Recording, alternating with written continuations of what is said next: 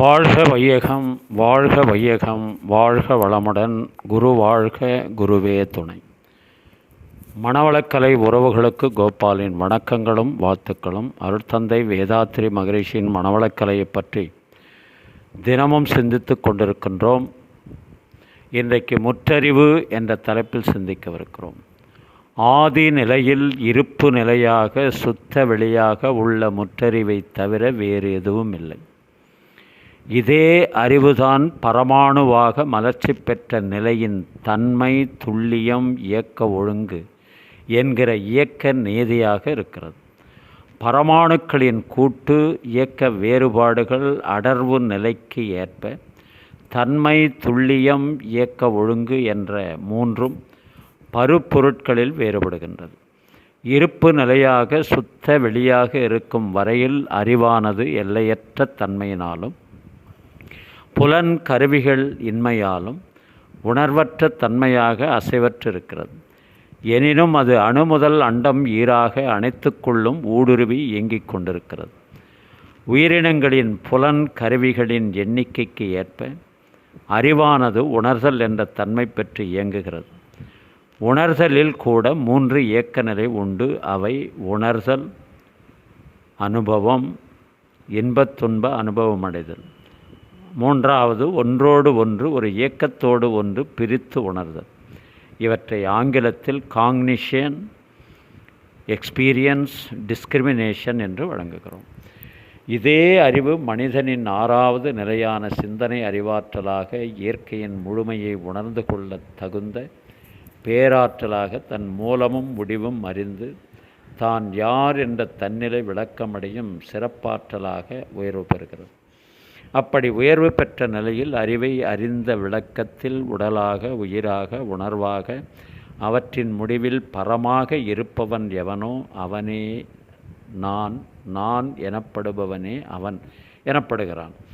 தெய்வம் எனப்படுகிறான், ஆதி எனப்படுகிறான், பிரம்மம் எனப்படுகிறான். அவனை விடுத்து தனியே ஒரு நிகழ்ச்சியுமில்லை. அவனே நான், நானே அவன் என்ற தெளிவே ஆன்மாவின் நிலையும் அதன் இயல்பும் அறிந்த தத்துவ விளக்கமே அறிவை அறிந்து அறவழி பெறலாது வாழும் உயர் நெறியே ஞானம் என்றும் முழுமை பேறு என்றும் வழங்கப் பெறுகின்றது என்று சொல்லி இன்றைய சிந்தனையை நிறைவு செய்கின்றோம். இன்று பிறந்தநாள், திருமண நாள் காணும் அன்பர்கள், நண்பர்கள், மனவளக்கலை உறவுகளுக்கு அருட்தந்தையின் அருட்காப்பு, அருட்பேராற்றல் இரவும் பகலும் எல்லா நேரங்களிலும் எல்லா இடங்களிலும் எல்லா தொழில்களிலும் உறுதுணையாகவும் பாதுகாப்பாகவும் வழி நடத்துவதாகவும் உங்கள் அனைவருக்கும் அமையுமாக. அருட்பேராற்றல் கருணையினால் உடல் நலம், நீளாயுள், நிறை செல்வம், உயர் புகழ், மெய்ஞானம் ஓங்கி வாழ்க வளமுடன் என்று குரு நினைவோடு வாழ்த்தி மகிழ்கின்றோம். திருமணத்திற்காக காத்து கொண்டிருக்கும் பெண்கள், பிள்ளைகள் இவர்களுக்கு நல்ல வரணமைந்து விரைவில் திருமணம் நடைபெற வாழ்த்துகின்றோம். வாழ்க வளமுடன். வேலை வாய்ப்புக்காக காத்து கொண்டிருக்கும் பெண்கள், பிள்ளைகள் இவர்களுக்கு நல்ல வேலை வாய்ப்பு அமைய வாழ்த்துகின்றோம். வாழ்க வளமுடன். குழந்தை பாக்கியம் இல்லாத தம்பதியினருக்கு விரைவில் குழந்தை பாக்கியம் அமைய வாழ்த்துகின்றோம். வாழ்க வளமுடன். உடல்நலம் குன்றியிருப்பவர்கள், மனநலம் பாதிக்கப்பட்டிருப்பவர்கள், தொற்றினால் பாதிக்கப்பட்டிருப்பவர்கள் அனைவரும் விரைவில் பூரண உடல்நலம் பெற வாழ்த்துகின்றோம். வாழ்க வளமுடன். உலக மக்கள் அனைவரும்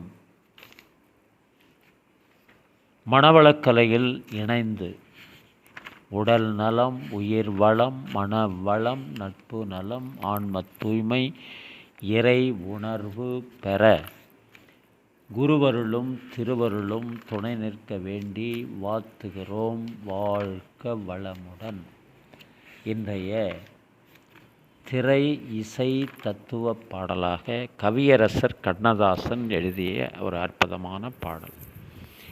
படித்ததினால் அறிவு பெற்றோர் 1000 உண்டு, பாடம் படிக்காத மேதைகளும் பாரினில் உண்டு. படித்ததினால் அறிவு பெற்றோர் 1000 உண்டு. கொடுப்பதற்கும் சிரிப்பதற்கும் படிப்பு வேண்டுமா? கொடுப்பதற்கும் சிரிப்பதற்கும் படிப்பு வேண்டுமா? என்றும் குழந்தையைப் போல் வாழ்ந்து விட்டால் துன்பம் தோன்றுமா?